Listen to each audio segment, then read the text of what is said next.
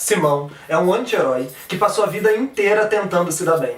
Até que um dia ele recebe a visita do próprio Jesus Cristo dizendo que chegou a sua hora.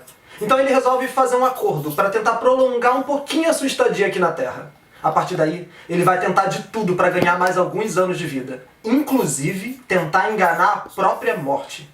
Essa é a história do espetáculo A Incrível Peleja de Simão e a Morte.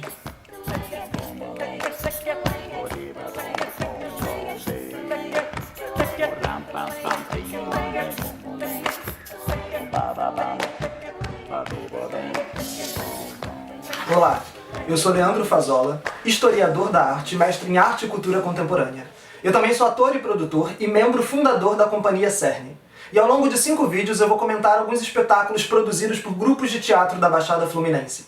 É importante ressaltar que nesses vídeos eu não tenho a menor intenção de fazer uma crítica teatral ou algum texto com rigor acadêmico. Eu só vou compartilhar com vocês os meus cadernos de anotações, dividir as minhas impressões e opiniões sobre esses espetáculos.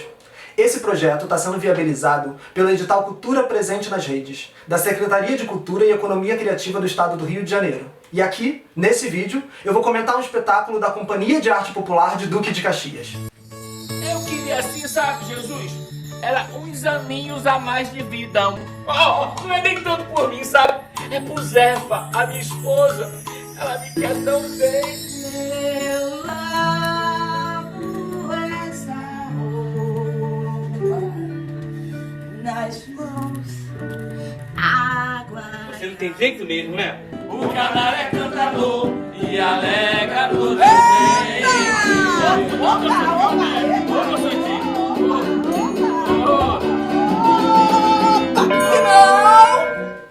Antes de falar sobre o espetáculo, eu queria falar um pouquinho sobre a Companhia de Arte Popular.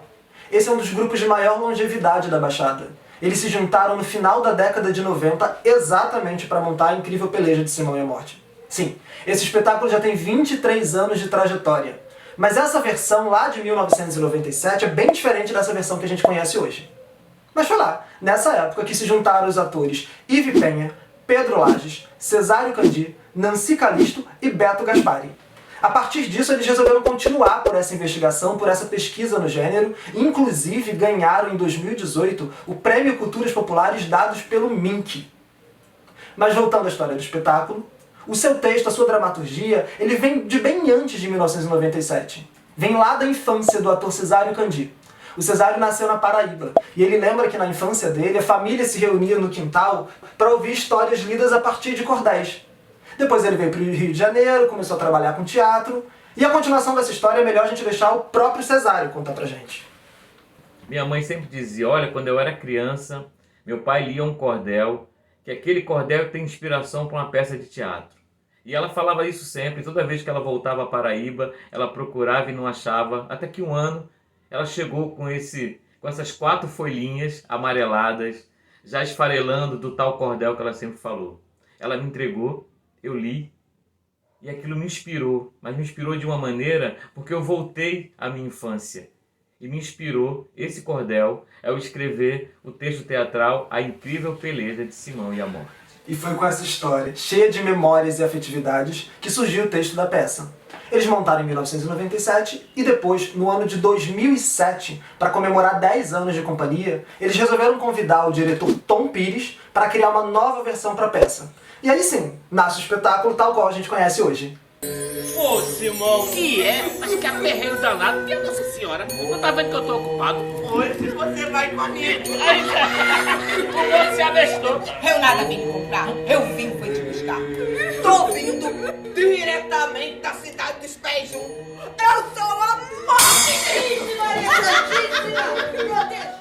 Sem dúvida nenhuma, um dos maiores trunfos do espetáculo é o próprio elenco.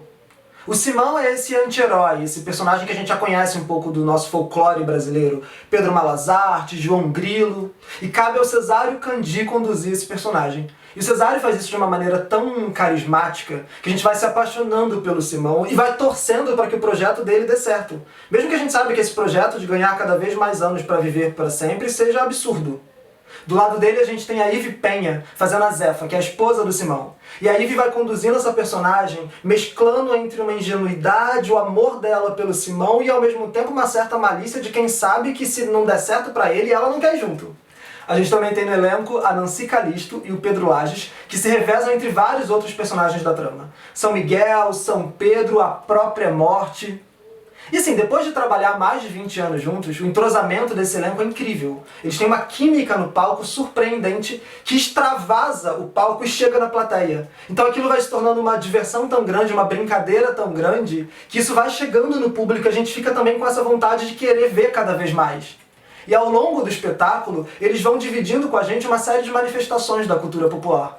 Além da própria farsa que conduz toda a trama, a gente tem Bumba Meu Boi, a gente tem as carpideiras, a gente tem briga de repente. É uma maneira super gostosa, super dinâmica, super divertida da gente se aprofundando cada vez mais nesse universo da cultura popular nordestina, que por si só já é tão apaixonante.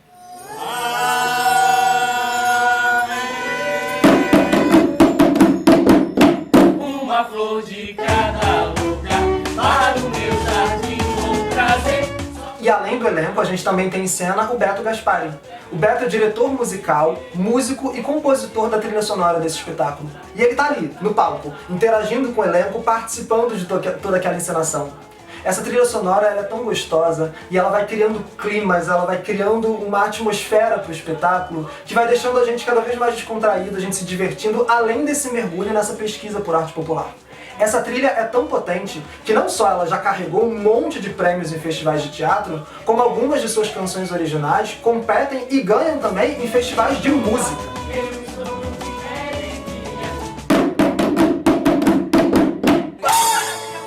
E todos esses elementos que funcionam tão bem são orquestrados pela direção do Tom Pires. O Tom investe em uma outra manifestação da cultura popular, a das estátuas vivas, e começa a encenação dele a partir daí. Os atores parados em cena, estáticos, ganhando vida pouco a pouco, conquistando o espectador e levando a gente para essa vontade de entender e de saber que história é essa que vai ser contada. Essa ideia das estátuas vivas também é enfatizada pelo figurino e pelo cenário, que assumem um tom branco predominante. Diferente do que a gente costuma ver, né, quando se trata de cultura popular, que tem uma explosão de cores, essas cores aqui estão presentes em elementos, são pontuados no cenário e no figurino, mas o tom branco também vai ressaltando esse clima sobrenatural da história, essa coisa dos santos, da morte. E tudo isso também acontece numa lona. Essa lona circular que remete muito ao teatro de rua, até porque o espetáculo também é apresentado na rua, e que vai deixando claro que tudo aquilo que está sendo feito é uma contação de história.